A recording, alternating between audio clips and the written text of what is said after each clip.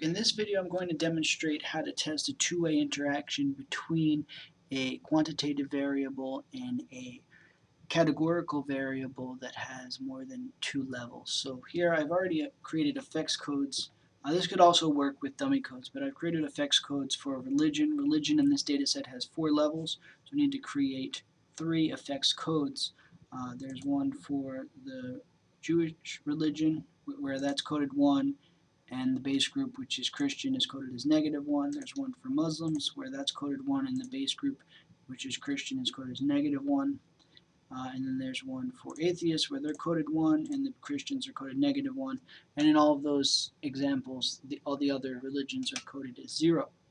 I've also mean-centered the other predictor that we're going to be dealing with, which is wealth.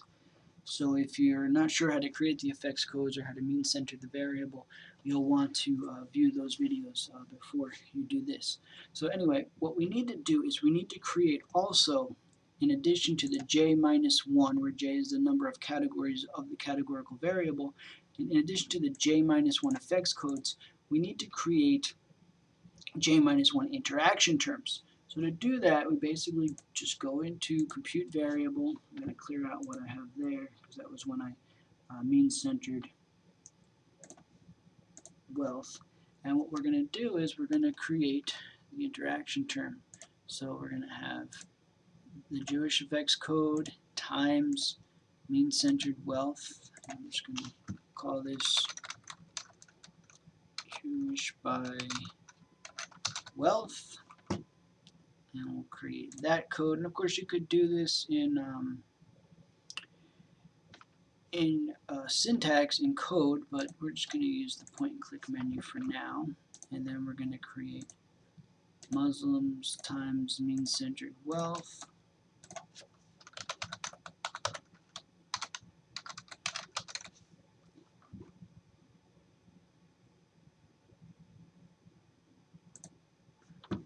And then finally, we have one more to create, the transform compute variable, and that's going to be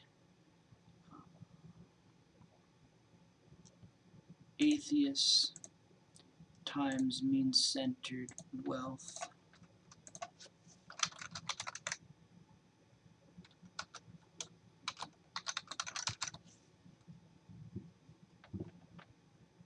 And now we have the three j-1, the 3 interaction terms. So to test the interaction, what we can do is we'll go to Analyze, Regression, Linear, and we'll use satisfaction with life as our outcome variable or our criterion. In the first step, we'll go ahead and put mean-centered wealth.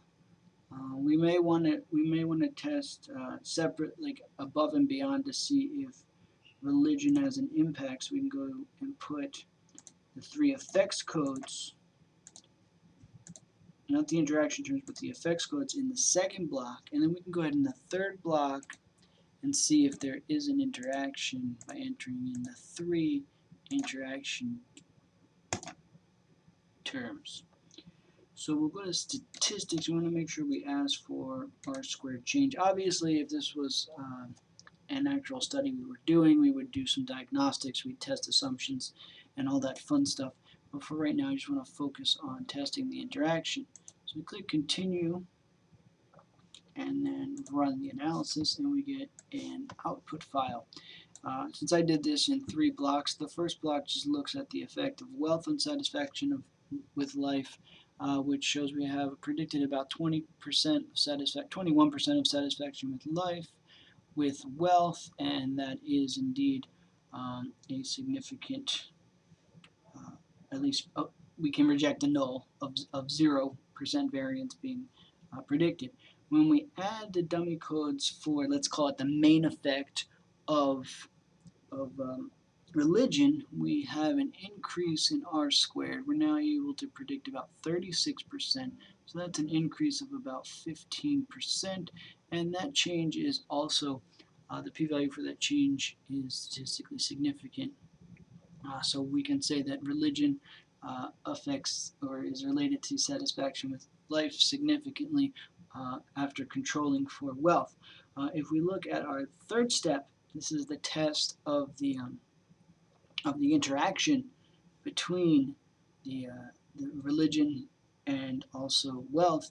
We see that there is no interaction. So one way to phrase this would be that the effect of wealth on satisfaction with life is not contingent upon religion, or if you want to look at the other way, the relationship between religion and satisfaction with life is not contingent upon one's level of wealth. So there is no interaction in this particular equation. Even though the third model is significant, it's the change in r squared that we're focusing on because we added the interaction term in the last step. So if we look at the coefficients for the last step, we'll see that the interaction terms are essentially zero, and the p-values for those interaction terms are very high.